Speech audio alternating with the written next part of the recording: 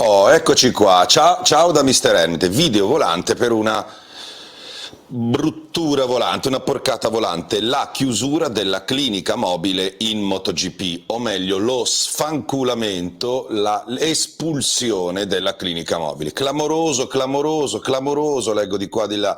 Clamoroso un cazzo.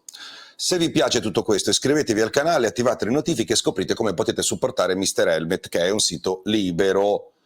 Quel poco, forse quel poco di libero che c'è rimasto. Non mi possono togliere il pass perché me l'hanno già tolto. C'ho la maglia sporca di cenere, ma avevo fretta.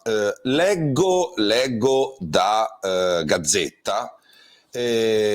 Clamoroso, clinica mobile cancella il motomondiale. In realtà non è clamoroso, fa tutto parte del piano di Carmelo Espeleta di riduzione dei costi unita ad un controllo assoluto degli interlocutori, dei collaboratori. Non vuoi problemi? Internalizzi tutto e soprattutto chiami la gente che è alle tue dipendenze. Da qui la scelta di Monlau, potentissimo player spagnolo che corre nel CEV e che dovrebbe entrare nel motomondiale l'anno prossimo anche come squadra. Vi faccio un esempio. Monlau, poi vedremo cosa c'entra, è l'azienda che organizza la fornitura di tecnici e meccanici grazie alla sua importante scuola di formazione e management sportivo, ne abbiamo già parlato su Mister Helmet, che sta monopolizzando le fila dei tecnici presenti nel motomondiale, anche abbassando, no? Anche, soprattutto abbassando il monte compensi, cosa che piace a Dorna e ai team, ma molto meno al resto delle maestranze che per non rimanere a piedi si devono adeguare. E la clinica mobile cosa c'entra? È la stessa cosa.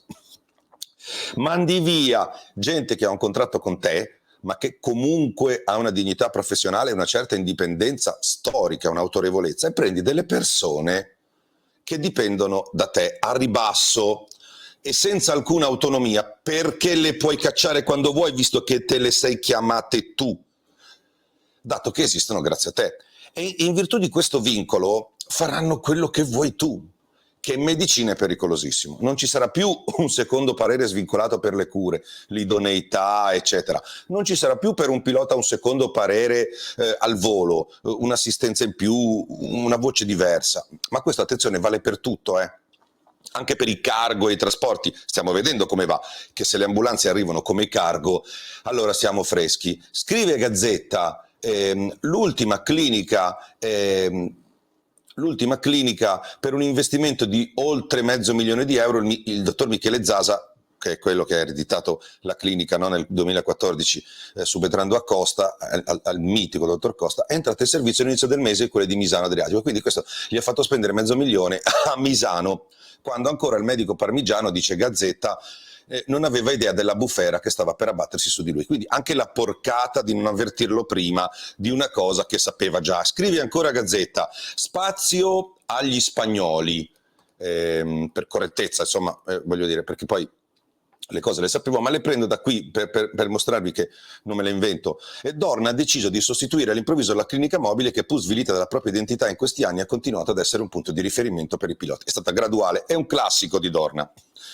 Con la Quironsalud, la compagnia spagnola che dopo essere entrata come sponsor nel motomondiale una decina di anni fa, assieme al dottor Angel Charte, oggi responsabile medico della MotoGP, ha allargato sempre di più il suo raggio di azione. Angel Charte, il medico della MotoGP, era di Quironsalud, è diventato il medico della MotoGP e adesso subentra con la clinica mobile. Quindi il posto è entrato come sponsor e adesso è il capo della clinica mobile. Quindi il posto se lo è comprato. Devo pensare un'altra cosa? Non sei comprato, hai fatto lo sponsor, hai pagato il posto, adesso è finito di pagare, ti danno il posto. Fino a questo atto di finale qui. In cui di fatto prenderà il posto, dice sempre Gazzetta, di quella che è un'eccellenza del motomondiale. Va bene, Zasa non ha voluto rilasciare commenti perché è un signore evidentemente, e non sono state date motivazioni sul mancato prolungamento del contratto, perché non ci sono, nonostante il responsabile della clinica avesse accettato di ridurre i termini economici del contratto.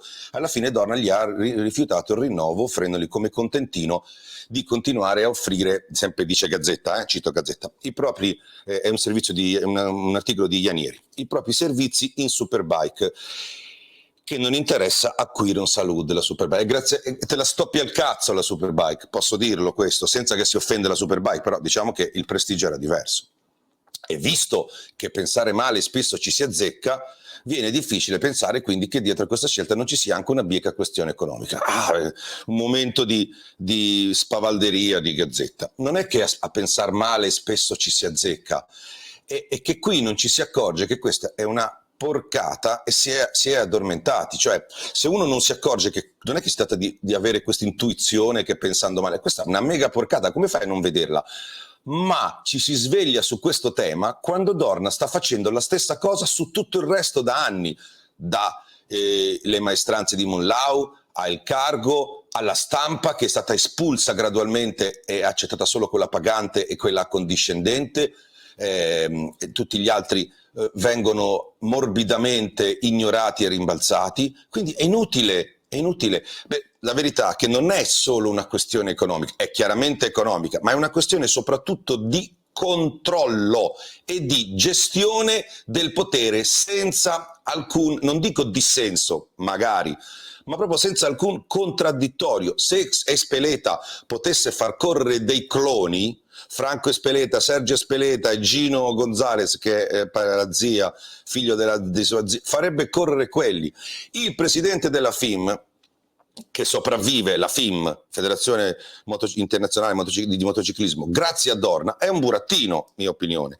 Il presidente IRTA è un burattino e avalla qualsiasi cosa Dorna dica. Da domani anche i medici saranno evidentemente burattini. I media poi sono burattini da sempre. In questo momento hanno un momento hanno mangiato pane e leoncino oggi pomeriggio, hanno un momento così giusto, l'articolo è condivisibile, l'atteggiamento di sdegno è condivisibile, ma bisognerebbe svegliarsi prima anche per tutta un'altra serie di cose, perché qualcuno fa un po' rustico adesso, poi su 1000 altre situazioni, quando iniziano a saltare i pass, si pisciano tutti sotto e con la codina fra le gambe avallano tutto tranquilli, perché la capacità di giustificare qualcosa quando manca il buono pasto per la stampa è un cavallo di battaglia da sempre. Ma i piloti cosa dicono? Che cazzo volete che dicano i piloti? Non contano niente i piloti.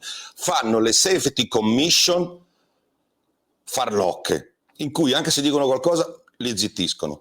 Hanno aggiunto una gara sprint e gliel'hanno detto dopo che hanno deciso, a momenti in conferenza stampa. Cosa volete che dicano?